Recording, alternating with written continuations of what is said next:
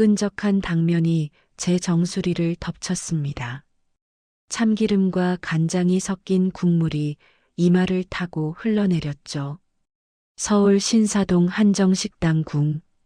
오늘은 제 인생에서 가장 중요한 날, 사랑하는 수진이와의 상견례였습니다.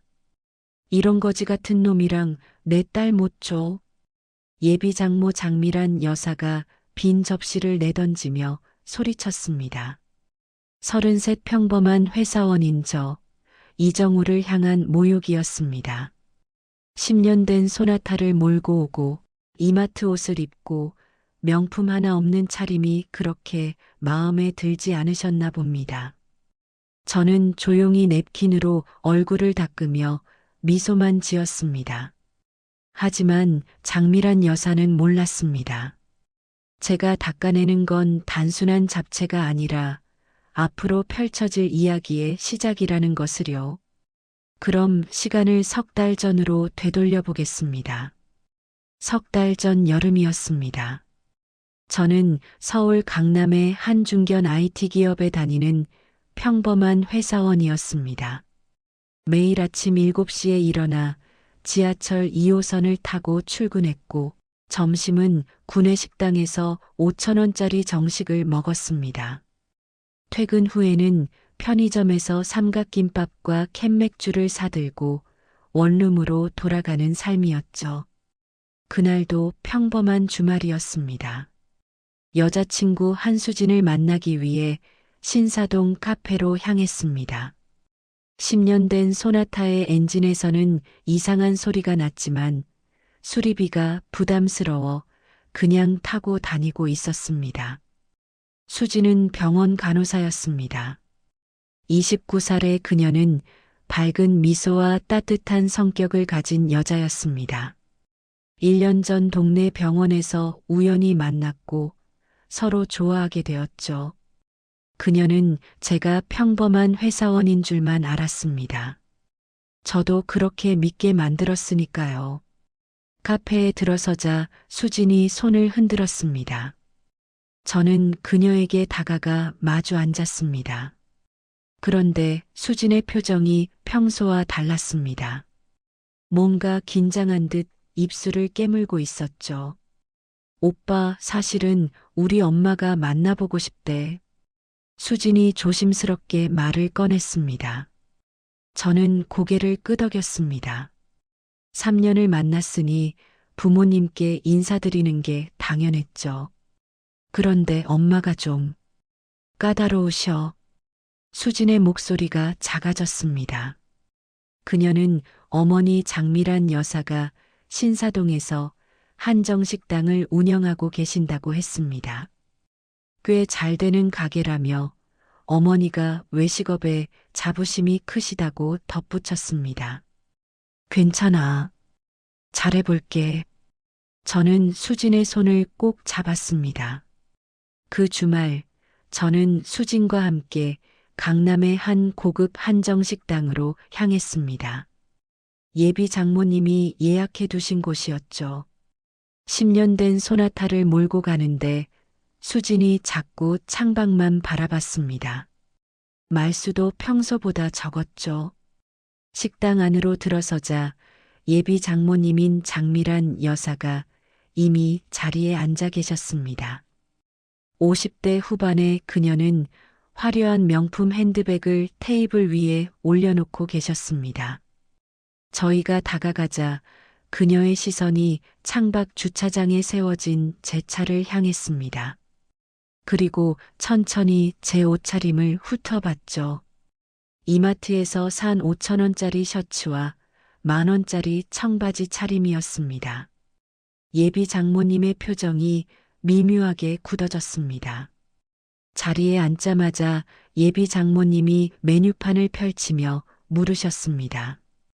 특선 코스가 1인당 15만 원인데 괜찮으시겠어요? 수진이 황급히 간단한 메뉴로 하자고 말했지만 예비 장모님은 처음 만나는 자리인데 제대로 대접해야 한다며 고집하셨습니다. 그녀의 목소리는 부드러웠지만 눈빛은 차갑게 저를 관찰하고 있었습니다. 제가 당황하거나 부담스러워하는 모습을 보고 싶어 하시는 것 같았죠. 괜찮습니다. 특선 코스로 주문하겠습니다. 저는 담담하게 대답했습니다. 예비 장모님의 눈썹이 살짝 올라갔습니다. 조금 의외라는 표정이었죠. 식사가 시작되고 예비 장모님은 제 직장, 연봉, 집, 차에 대해 하나하나 캐묻기 시작하셨습니다.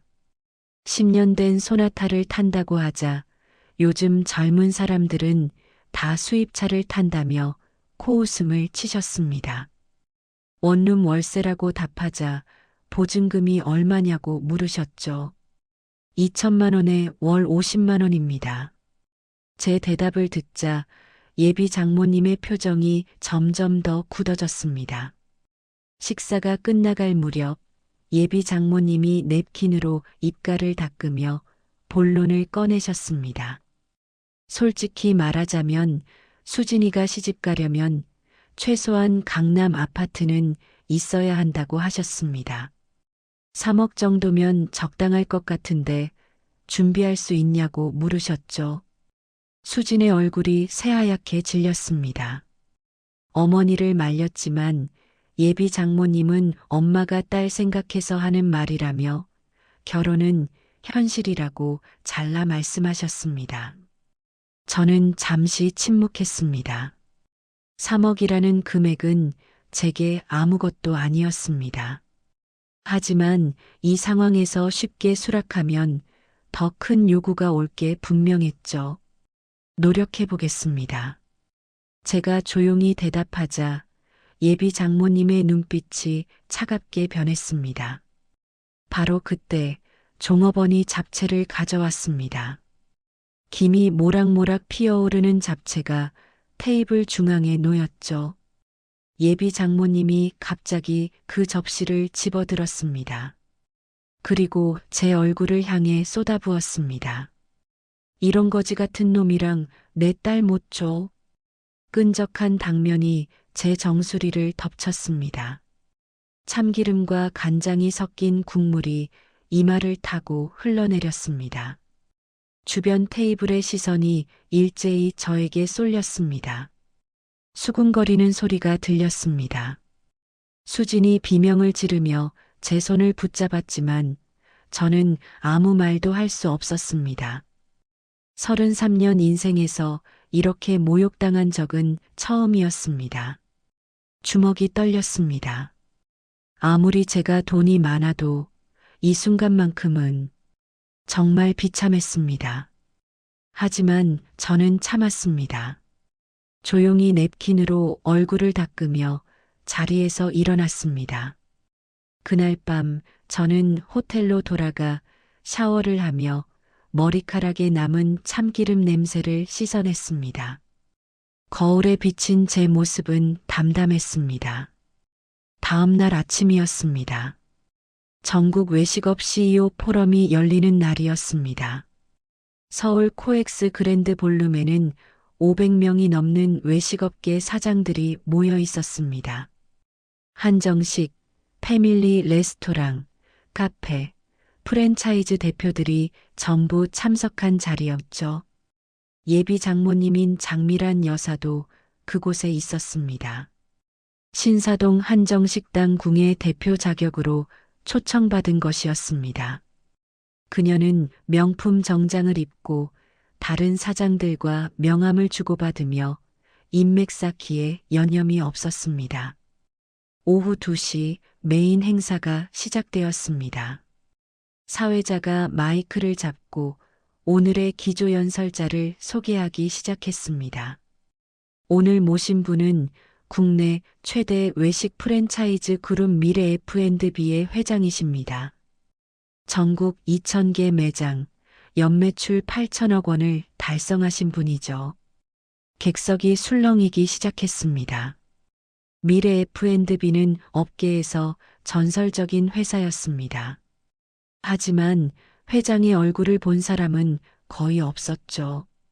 철저히 비공개로 경영해 왔기 때문입니다. 그럼 미래 F&B 그룹 이정우 회장님을 모시겠습니다. 무대에 조명이 켜졌습니다. 그리고 단상으로 한 남자가 걸어 올라왔습니다. 객석 한가운데 앉아있던 장미란 여사의 얼굴이 굳어졌습니다. 손에 들고 있던 핸드폰이 바닥에 떨어졌습니다. 단상 위에 선 사람은 바로 저였습니다. 저는 마이크 앞에 섰습니다. 500명의 시선이 저에게 집중되었죠. 예비 장모님은 객석에서 얼어붙은 채 저를 바라보고 있었습니다. 안녕하십니까? 미래 F&B 그룹 회장 이정우입니다. 제 목소리가 홀 전체에 울려 퍼졌습니다. 화면에는 저희 회사 소개 자료가 떴습니다. 전국 2,000개 매장, 연매출 8천억 원, 직원 2만 명. 숫자들이 하나씩 나타났죠. 오늘은 우리 그룹의 새로운 정책에 대해 말씀드리겠습니다. 저는 리모컨을 눌렀습니다. 화면이 바뀌며 가맹점 목록이 나타났습니다. 전국의 한정식당, 카페, 레스토랑 이름들이 줄줄이 떴죠. 그 목록 중간쯤에 국-신사동점이라는 이름이 있었습니다. 예비 장모님의 얼굴이 더욱 창백해졌습니다. 그녀는 이제야 깨달은 것 같았습니다. 자신이 15년간 운영해온 한정식당궁이 사실은 미래 F&B의 프랜차이즈 가맹점이라는 사실을 말이죠. 앞으로 우리 그룹은 가맹점 평가를 강화할 예정입니다.